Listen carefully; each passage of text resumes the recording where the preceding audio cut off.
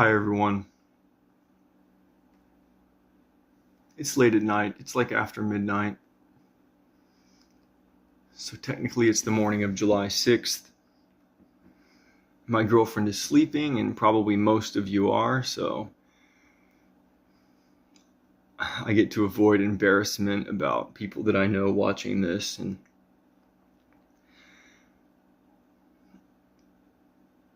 the reason that this is embarrassing to talk about is because it involves another person that probably wouldn't feel comfortable with me talking about this. So I'll leave that person out of it as best I can. But the reason I need to share this story with you is because it can be really difficult to see a Christian for who they are, especially if you've experienced religious trauma of some kind. You know,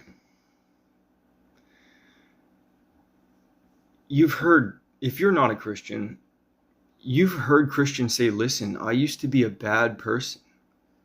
I used to be a sinner, a bad one. And like, I'm multi-streaming this to YouTube and Facebook right now. My Facebook friends know what I'm talking about, but if you're coming to me on YouTube and you see me now, you're like, do you see these holes in my ears? You know how big they used to be? Come on. What do you think went along with that? You know what I mean? I'm sure you can imagine the kind of boy that I was and the kind of man that I used to be.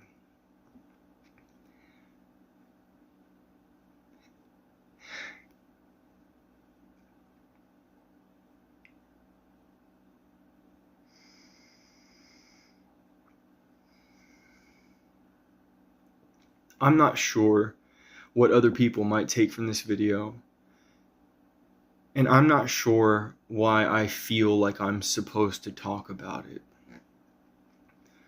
One of the hardest aspects of being a Christian is dealing with this whole Holy Ghost thing. I became a Christian in May 2020, and I'm about to tell you why. Kind of.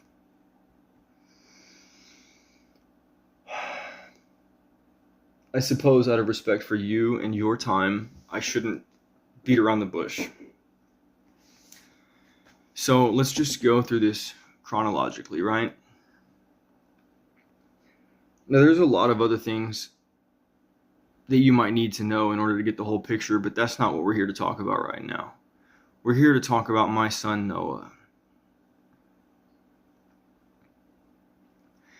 You know, I guess we will talk about it, actually. Because as soon as I tell you my son's name is Noah, you're like, of course, this guy's always been a Christian. Why would he name his son Noah? So yeah, let's keep it chronological. Let's start with me.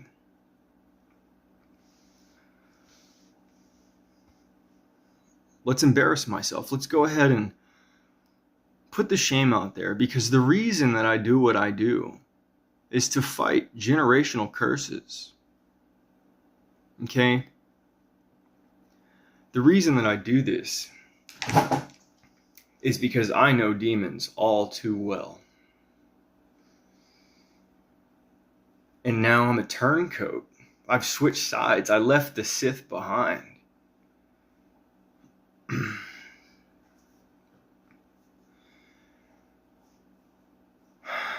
Let's keep it chronological. I was born on Valentine's Day in 1993, on my dad's birthday. My dad, who passed away on September 9th of 2013. Wow, this is actually going to be a really powerful story, because I'm remembering things now that I wasn't intending to share with you. This isn't going to be super sad after all. I think that this is a pretty bewildering story that will, well, you're either going to laugh at this or it's going to move you. I was born on Valentine's Day in 1993. And even to this day, in July of 2025, my grandparents call me Preston, which is not my name. My name is Aaron. But the reason my grandparents call me Preston is because for 8.5 months, that's what they called me. It's my dad's middle name, and it's his dad's first name. It's a family name that's been passed down. My son Elijah, his middle name is Preston. But right before I was born, my dad changed my name to Aaron. And now my maternal grandmother, she's always been a minister.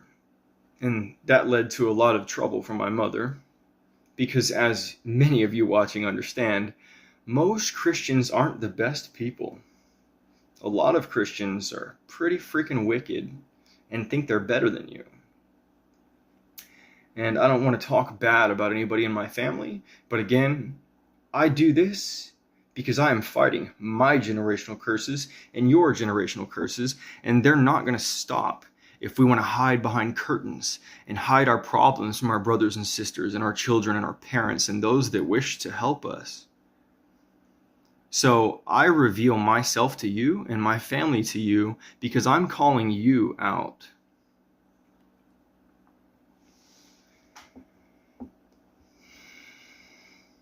All of you. For him.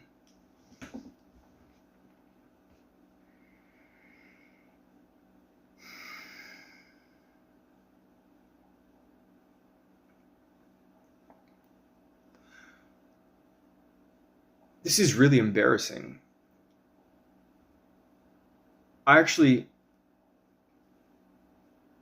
that I have to hold some things back just out of respect for some of the fragile people in my life. But I have lots of reasons to be ashamed of who I am and who my parents are and how I was born. In my entire life, I've been ashamed that I even exist. I shouldn't be here. I mean, this is not what happened. This is not what happened. But imagine someone who was the offspring of a woman who was raped.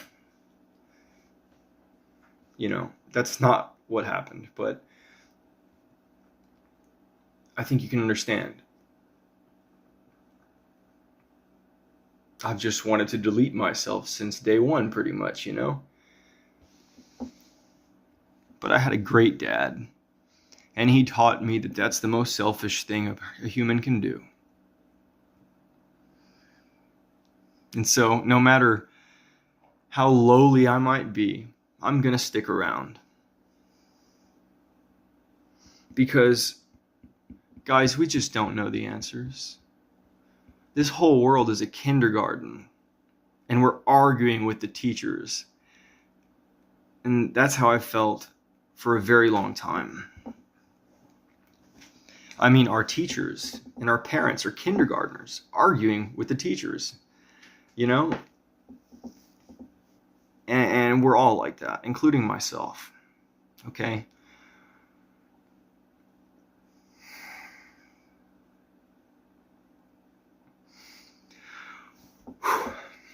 All right. I was named Aaron because, well, my dad thought it was a better name, I guess. But my maternal grandmother, who was a minister, always told me, you're going to be a priest. God told your dad to rename you Aaron. God told, you know, and I'm like, sure. You know, maybe you're right, Grandma. I'm a pretty spiritual guy, and I'm pretty smart. Maybe I will be a priest when I grow up, but it won't be a Christian one, because that's not the truth. If I'm going to be a priest, I'm going to be a priest of the truth, or I'm going to be a vain, selfish cultist that's doing it all for self-gain, you know? And I did. When I was in 8th grade, I tried to write my own religion. I was sitting there at my computer in my bedroom learning C++, and when I started getting bored of that, I would... And this is what I mean. This is the level of naivete that all of us are operating at. I was sitting there and I was like, Necronomicon, what should I name my book? And I made up this word, panopticon. Yeah, this was, a couple years later, I learned that that was not a word that I made up. We're all so original, right?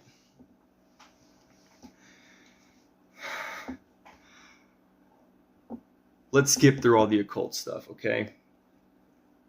We'll skip my whole life all the way to December of 2012. You remember what was supposed to happen in December 2012, right? Well, back then I was telling everybody, guys, listen, the Mayan calendar is a circle. That means it's going to start over. It can't be the end of the world. It's going to be the beginning of a new age or something. I don't know. During that week, my girlfriend, my very serious high school sweetheart at the time, was in Manhattan. And I missed her very much, and I was worried back then because all the YouTube videos of the storms and freaky things going on, it started to make me worry that maybe something was really going to happen. And up to this point, I've been meditating my whole life. I always considered myself a, Shinto.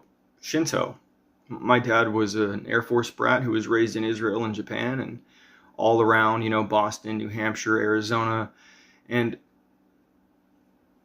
I don't know, he just kind of raised me Shinto. He taught me to respect the spirit of things. And somehow that informs my understanding of Scripture and Christianity to a level that a lot of Christians just either find offensive, don't comprehend, or find kind of scary. And that's why I do this. Okay? Now, that week I had a dream.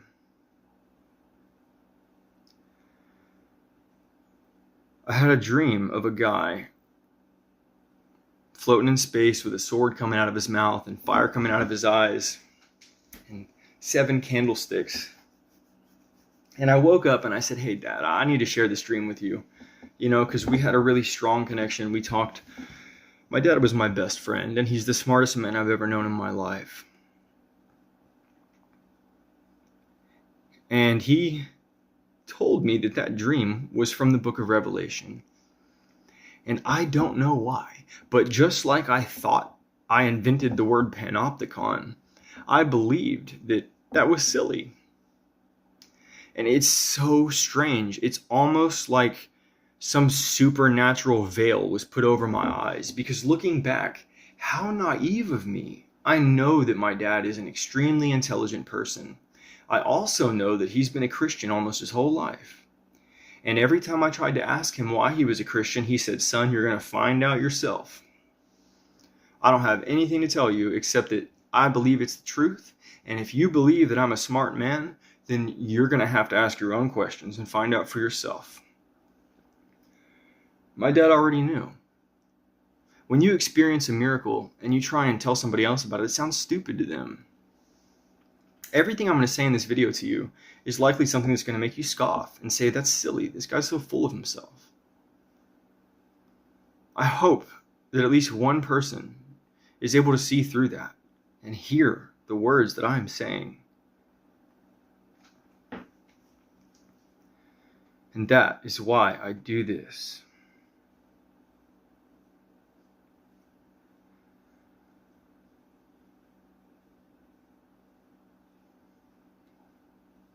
Okay.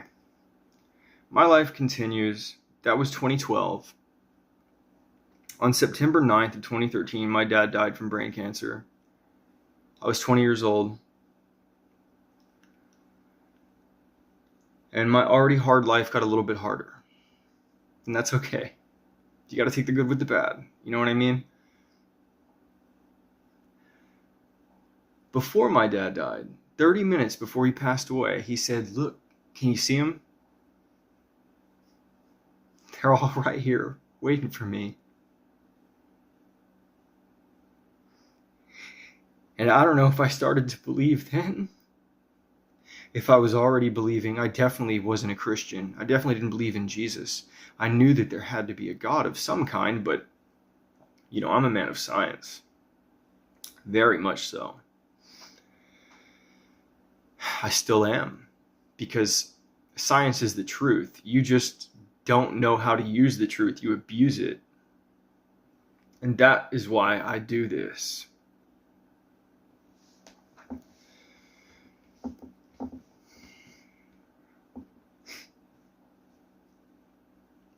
I'm sorry. Maybe you don't abuse it. Perhaps you just neglect it.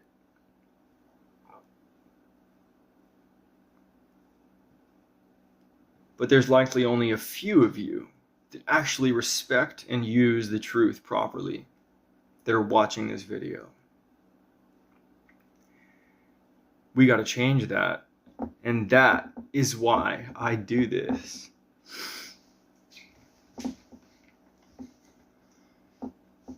In 2018, I moved to Colorado with my daughter, their mother, and my baby boy Elijah at the time. He was just a little infant. And moving to Colorado and just experiencing that sunshine every day really did something for me. And I just really started growing spiritually. I started pouring myself into things like the raw material, and I really, really reached, I'm sorry, but I understand these concepts better than your favorite spiritual YouTube gurus. I understand these concepts better than Aaron Doughty and Aaron Abke. It is a fact, and it is what it is.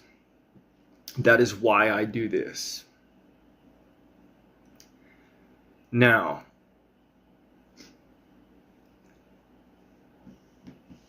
right in the throes of that,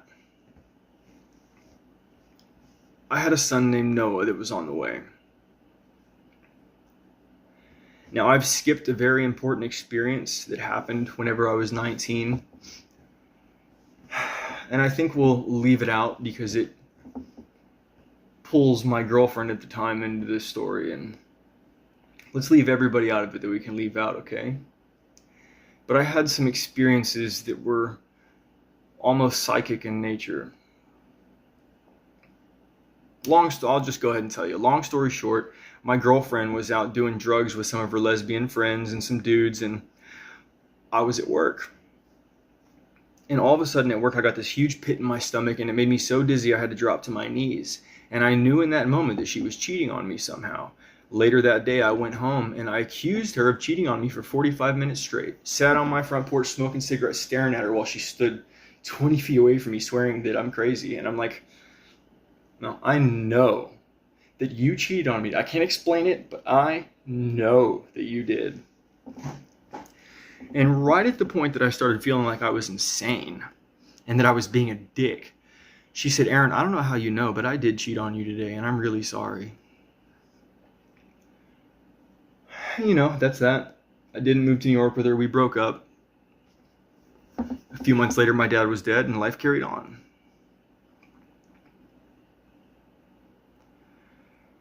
That's one of two experiences in my life I had like that. Now, before I move on, I want to point out that this video is all me, my experiences. This is, you should listen to me because I did this and this is what happened to me. And it's like, no, dude. I'm trying to be humble here. I'm trying to humiliate myself. I know the things that I'm saying right now make me look arrogant, and that embarrasses me. That's why at the beginning of this video, I said half of you are going to laugh. And I just have to choose to not care.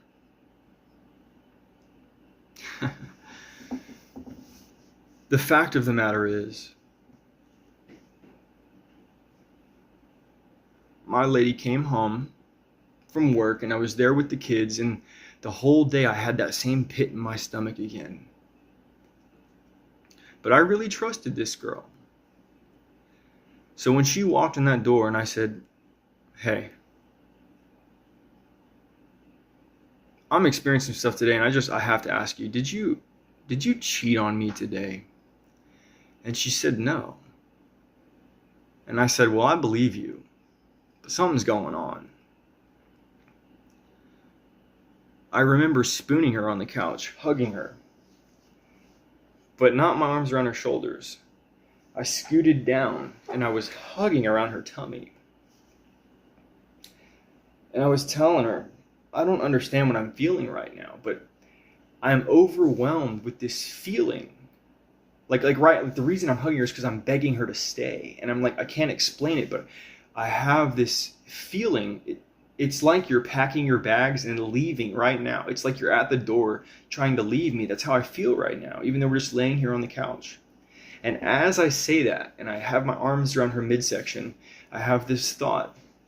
Something's wrong with Noah. Noah's leaving. That's why you're hugging Noah. Noah's leaving. Something's wrong with your baby. I didn't say a word because surely my kid's mom already thought that I was losing it. I don't know what's going on. I feel something. Something's happening. So I kept my lips sealed. But just a few hours later, I was in the hospital holding Noah. Yeah, you could be like, oh, I clicked on this video because this guy said his son died. That's a miscarriage. Have you ever seen a 7.5, 8-month-old baby out of the womb?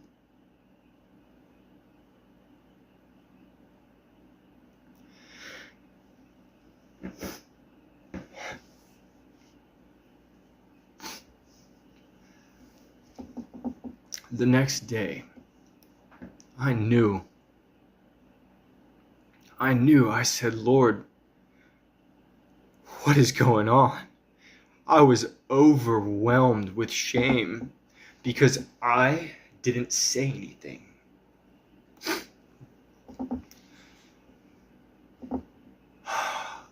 They think it was an oxygen issue, or perhaps there was something wrong with his kidneys, or, the umbilical cord. I can't remember what happened. Okay, I probably blocked some of it out. But the fact of the matter is, I probably could have fixed it just by speaking up and taking my old lady to the hospital. I didn't want her to think I was crazy. I thought I was crazy. But the next day, I knew I was not. Well, rather, no, bottom line, the definition of insanity is someone who is stuck in delusions. And what that means is you cannot accept that your beliefs are false. Okay, if you are having a hallucination, you are insane if you insist that thing's there, I can see it. When other people say, no, it's not, you're having a hallucination, and you say, oh, I accept that, then you're not insane. There's something else going on. You're having hallucinations. But insanity is the inability to differentiate fantasy from reality. The idea that I can psychically have premonitions about someone's death is crazy. And I accept that, which means I must not be insane. So you want to talk about dealing with mental health pressure? Wow. So if you're familiar with me in any of the videos I talk about, this is why neuroplasticity is so important and why I speak about it so much. I mean, how am I still so well put together after going through these crazy experiences? Neuroplasticity comes from the Holy Spirit. That's what I believe. I don't want to blaspheme the Holy Spirit. I might be wrong about that. And that right there is called neuroplasticity. You shall know them by their fruits. The proof is in the pudding. Let's carry on. The big thing that I'm trying to talk about here that's taken me 24.5 minutes to work up to is the things that I realized in that following day. In that following day, I recognized that this event precipitated my ability to accept once and for all that there is a living God that is talking to us. Now, I've never heard voices. God's never spoken to me. But this instinctive feeling, your internal dialogue. There's something going on there. If you hear a voice in your head that's louder than your internal dialogue, you need to go see a shrink. Don't you dare think that's God, okay? Make him prove it, okay? Because he will. He will never let you be afraid that it wasn't him. He will always provide you with comfort and reassurance.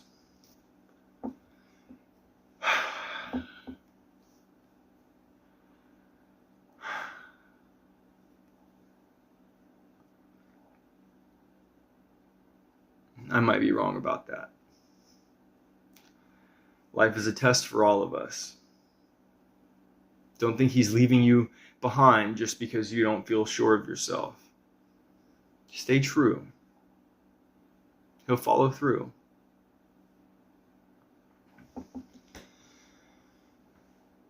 I was overwhelmed with a rash of different emotions and thoughts and questions.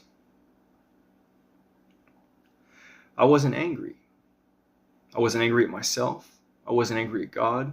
I wasn't angry at my partner. I had a supernatural peace because I recognized, again, up to this point, I was already a big spiritual guru guy. And so I already knew that we all come to this world on some preordained contract of some kind. So like I'm in a really bad situation right now with the mother of my children, and I haven't seen them in a couple of years. And it's a very nasty situation that I'm not going to talk about anymore in this video because it's nobody's business. But I have to recognize that this conflict is something that the people in my life and I agreed upon outside of this place. Wherever it is that we go and we're dreaming, that place, that's where we're from probably. I don't know. But I had to accept with that foreknowledge that it was possible that my son had engaged in a contract to die before birth in order to allow my family to be saved. I know that sounds terrible. I'm not saying that's what I believe. I'm saying I have to accept that that is a possibility. Why would God take my son from me? Now, that kind of anger never happened. I've never had the God, why did you take my son from me? That's never happened to me. And I'm quite certain that my ex hates me for that. Because I boldly proclaim that everything's okay.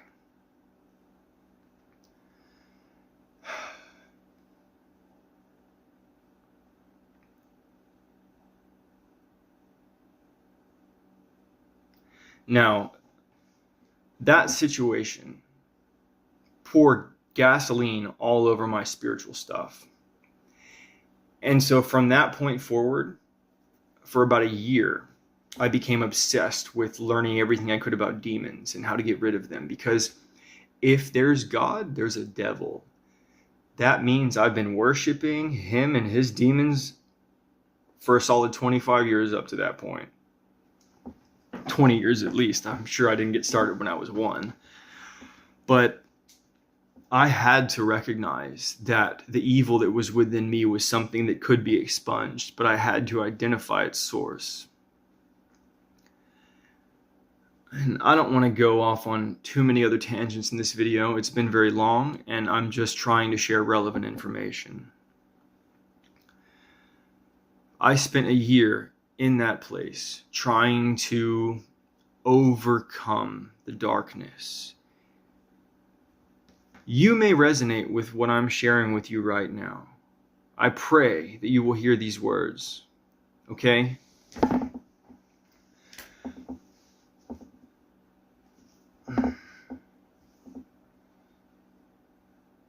Heavenly Father, hear my prayer. I ask in the name of your Son, Jesus, that anyone watching this video who is trying to seek you receives ears to hear and eyes to see right now so that they might understand, Lord. Amen. So be it.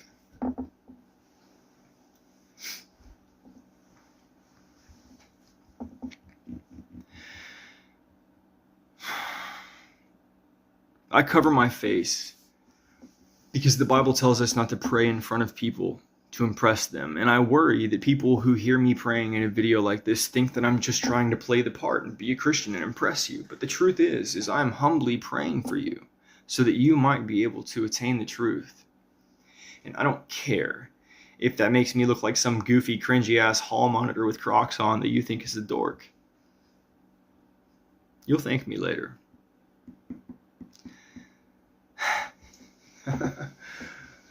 Look.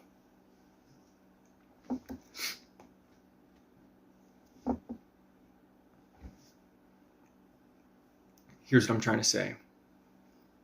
During that year or so, before that, there was always this dark storm cloud above my head. It followed me everywhere in life. Whenever I slow down or when things get really good, there's this destructive force that comes over my life. Whether it's drugs or adultery or just sheer anger and rage, there was always this darkness that would present itself at the worst times. And it was always there. Sometimes I wouldn't see it and I would forget about it because I would get distracted with material things or with partying or with having an affair or, with skateboarding or hanging out with my children, whatever. But I would always find myself back in this place of this extreme darkness. And so this event with Noah precipitated a change in my life where I quit being distracted. I said, you know what? So many people in my family have committed suicide. My dad died from cancer at the age of 49. I'm going to make the cycle end with me. Now, at this point, I was already a stay-at-home dad. And that was a huge sacrifice on my behalf. I am going to go ahead and take the time to talk about my ex a tiny bit here. And I'm sorry if this seems disrespectful. I was working as a fine dining waiter, and the mother of my children was working as a leasing agent for luxury apartment complexes. She went to college. We met as waiters. I went on to fine dining, and she went on to work in that industry, apartment leasing and management. She was making far more money than I was able to.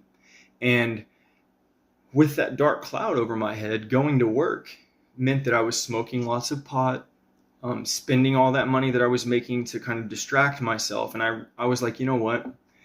Daycare is $12 an hour. I had an event where I had to quit my job. At the time, I didn't know that I had autism. And so I had kind of a panic attack and I quit. And at that time, I decided, I went to my partner and I said, hey, what do you think about me just staying at home? Not indefinite, not forever, but how about instead of what I need to focus on right now is my financial habits. So how about I quit working, which will bring our money down because I'm not making any money, which means I can't spend any, right? If you're making all the money, then I can't spend money on myself. I've got to learn to manage it as a household. So how about I help you out at home and you can just focus on. Now I realize that's a huge mistake. Fellas, don't do that. I promise you, no matter what your partner says, she's going to be far better off as a mother. Don't make her go to work. By all means, let her. But it's your job to make sure that she gets to be a mother. Period. The reason I have to talk about my ex a little bit here is because a big part of my motivation for doing that was I felt like she was good at work and making money, and I was good at being a parent. I'm a little bit nicer, I'm a little bit sweeter, I'm a little bit more forgiving, I don't yell at the kids, and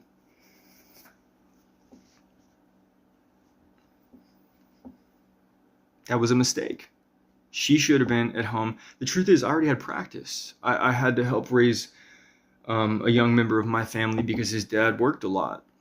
And that's great, but the truth is I had more experience as an uncle, and I have a lot of young cousins that are pretty close to my age, and I kind of helped raise them too. And it's just I've had a lot of experience dealing with immature, innocent babes, and I should have been kinder to her, and I shouldn't have thought the way that I did. But I was only trying to help. But the road to hell is paved with good intentions. Okay? And the road to heaven feels like hell, but the road to hell is going to feel like heaven. Choose wisely every day in all of your choices. Your choices determine your destiny, not the other way around. Oh, well, it's my destiny to be a drug addict. It's my destiny to be a real estate agent, even though I want to be a musician. It's my destiny. And no, your destiny is determined by your choices. Choose wisely. And that's going to require that you pay attention. Your attention is a function of time. You wouldn't waste your time. Why would you waste your attention? If you're still watching this video, you are investing your time and attention to try and extract things that are going to help you. And I commend you for that.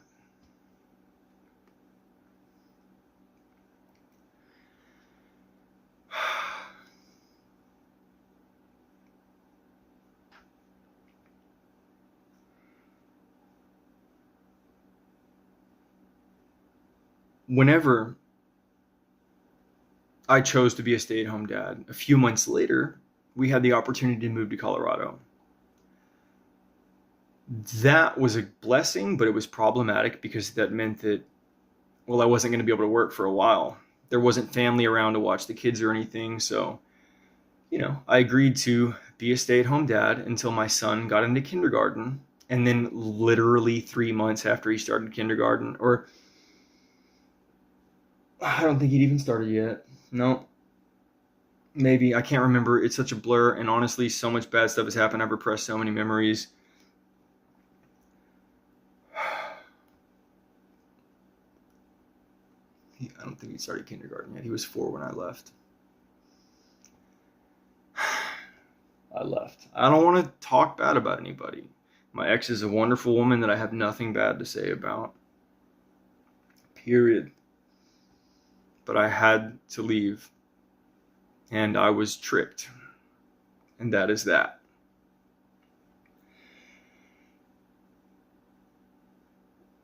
I'm sorry for beating around the bush, but what I'm trying to say here is that whenever we moved to Colorado, I was able to focus on transforming myself as a man, as a brother and a son, and a would-be husband and a dad. And I had to do those things before I could become a good employee and a good boss and a good leader. I kept finding myself in leadership roles, but my personal problems would sabotage it. And so I decided to focus on fixing the problems so that I could be the best version of myself that I can possibly be for my children and for their mother. That is why I do this.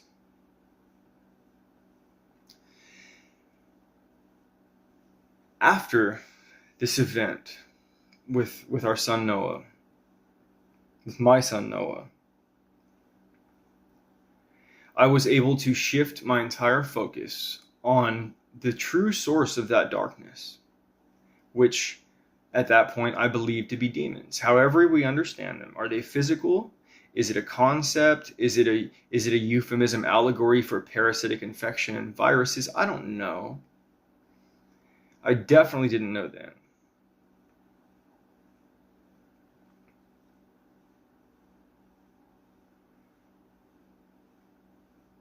Let me share something with you.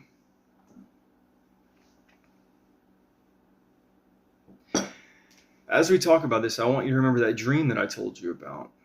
because I'm going to end this video with telling you how I became a Christian finally. Because remember, at this point, I'm still not a Christian. I'm a spiritual guru who's trying to understand the nature of demons. I believe in God, but Jesus. Christians are clearly not with the program, right? Okay. Got my Buddha statues everywhere. I meditate every day. Yada, yada. I start learning more about Jesus. I start studying more about, the light worker stuff, and I learn more about the Babaji.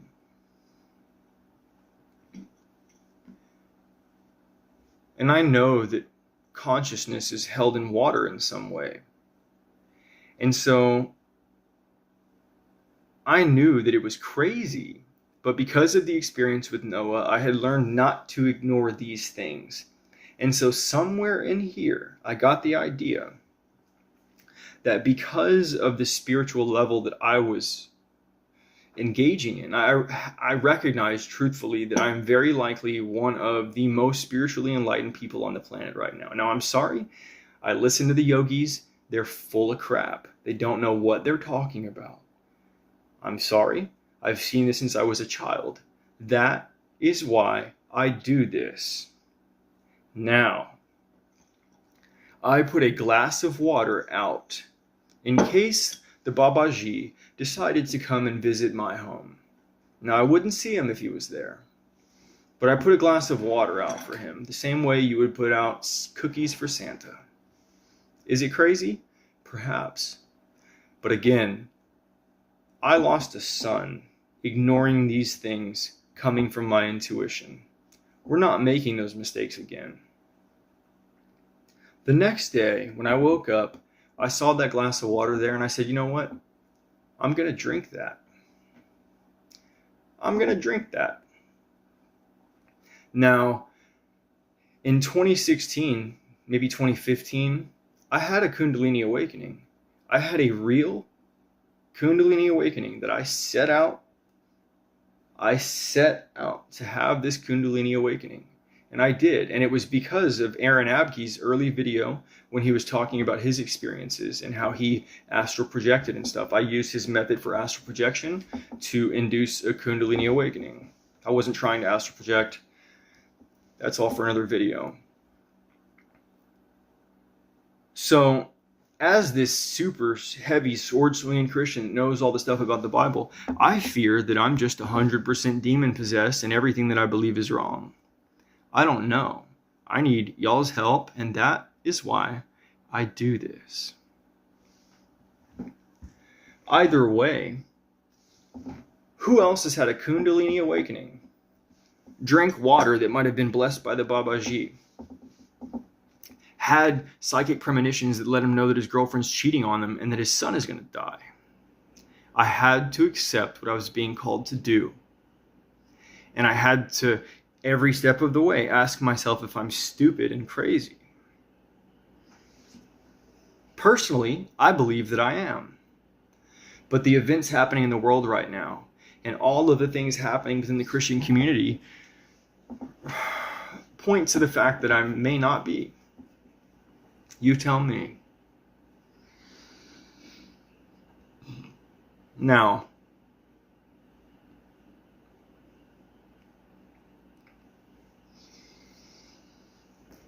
earlier I said that I really wanted you to understand what I was saying about this dark cloud. Forgive me, I ate a big baked potato, so burp, right?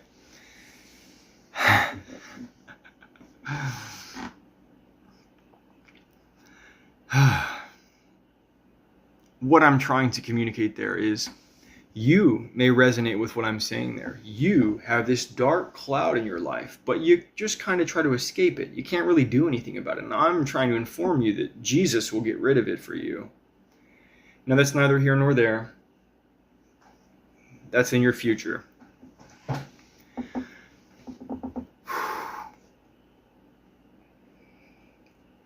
You're going to have to do that on your own. You're going to have to ask him for help.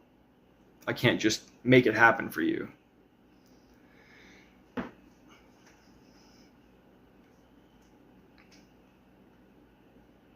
I can't even find words for what I'm trying to tell you here.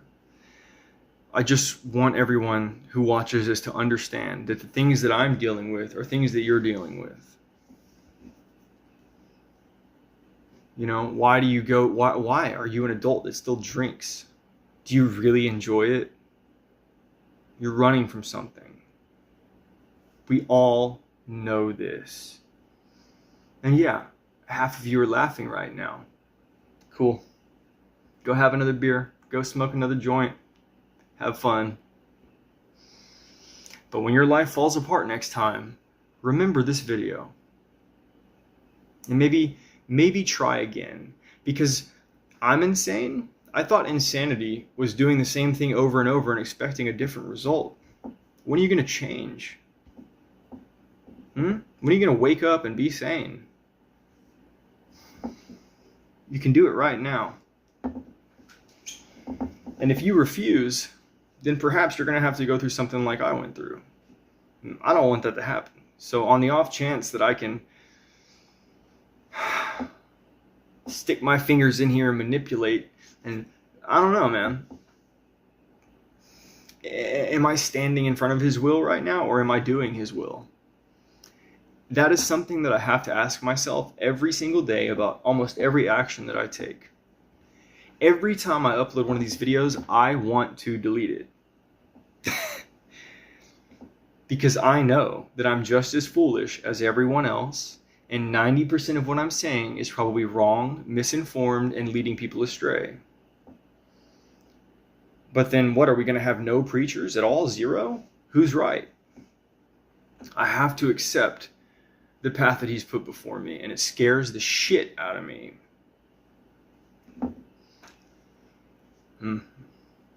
That is not why I do this. I just have to. No, actually, he scares me. I fear him. And that is why I do this.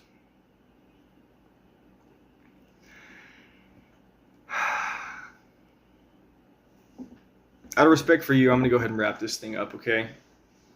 So let me finish for you. I've told you how losing an innocent child awoke me to the fact that God might be real. Either God's real or I'm crazy. Those are the options, right? And I still don't know which one is which. But you're going to be just as confused as me in a second. Because when 2020 came around, with all the events going on at that time, you know, the C-19 and all that, and all the crazy people on the internet with the conspiracy stuff, I already knew a lot about that stuff. And I thought it was a conspiracy. When a lot of it turned out to be true, I was like, wait a minute. This is all like end of the world stuff? Like, okay, when 2020 came around, the 666 patent from Microsoft, I was like, wait a minute, that's spooky. And I read the patent and I understand the patent. I can tell you, you can just go watch my other videos, guys. That made me realize not just that, but the fact that Trump was putting up 5G towers and everything. I was like, yo, this is end of the world stuff right here. Let me go ahead and crack open the Bible. This is where that dream I had in December of 2012, of all times I could have this dream, I had it when the calendar flipped and started over, whatever.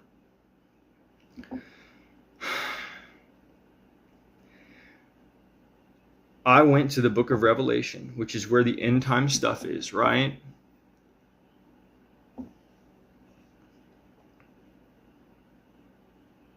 Revelation 3:13 through 20 is identical to the dream that I had. I want you to put yourself in those shoes. Imagine that the first time you read the Bible, you have a flashback of your dream, and you recognize that your dream is the same thing that a man saw in a vision thousands of years ago and wrote down in the most holy sacred book we have on this planet. Imagine having that experience when you already think you're losing your mind.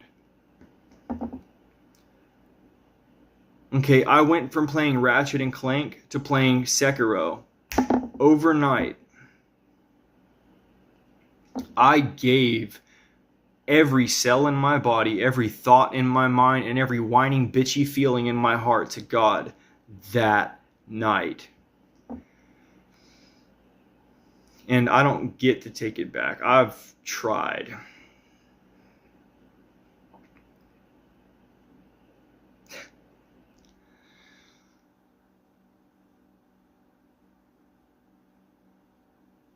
And so, yeah, this video is titled How Losing a Child Woke Me Up to God. And that's all I came here to talk about. But next time you're at a pride parade and you see some preacher coming along talking about how he used to be a different kind of man, but he's here to tell you the good news, I want you to understand that he's been through things that you probably can't even wrap your head around. And that's why he can stand there talking to you for hours while getting yelled at, cussed at, called names, told that he's going to hell.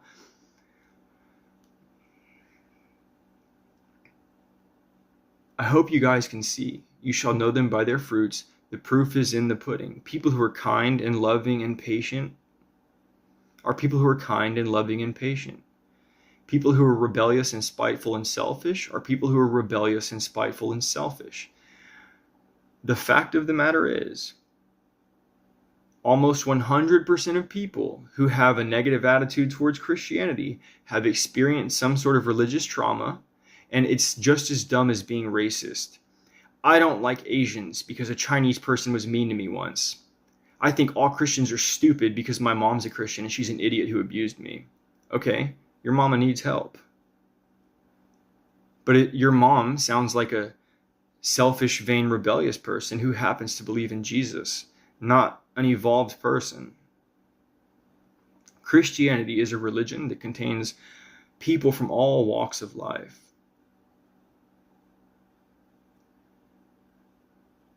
When I watch Nicholas Bowling talking to individuals while talking to a crowd, and then talking to an individual, and talking to an individual, and talking to an individual, and then hundreds of people just objectify him with prejudice, it upsets me. But at the same time, I remember how I thought my dad was dumb for saying that my dream came from the Bible. I remember how I thought I invented the word panopticon. And now I remember how Jesus said, "Forgive them, Father, for they know not what they do." And so I do this because I do know. I do know that adultery is a sin. I do know that not forgiving people is what's going to keep me out of heaven. I don't have the luxury of someone saying, forgive Aaron, Father, he doesn't know what he's doing. I don't have that luxury. And you, my friend, are losing that luxury as well. You have to have works meet for repentance. You're told by Paul, you're told by Jesus. You are not just saved. You have to prove it. Now, it's an individual thing between you and the Lord. Okay? Make no mistake about it. People like Nicholas Bowling and people like Aaron Denby, okay, we are sinners. But we know that. I guarantee you, while Mr. Bowling is out there at those pride parades, he's having absolutely vile, vicious thoughts coming into his head and heart. But he surrenders because he loves all of you.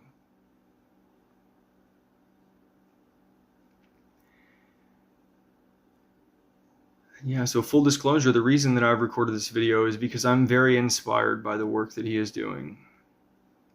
And I feel a very powerful ability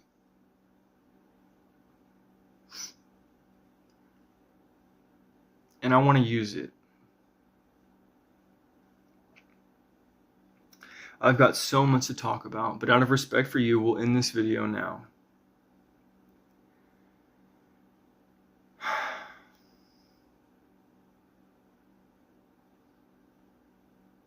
I wish more Christians would do things like this. I wish that they would get raw and talk about things. Okay, last night, on the night of Independence Day, I had a dream unlike a dream. It was a simple dream. It wasn't powerful in terms of the context or the events. It wasn't epic in any way. I'll talk about that dream in a stream here shortly, in the coming days. But this dream has changed the way that I perceive things, and it has given me a powerful window into how to get through to people.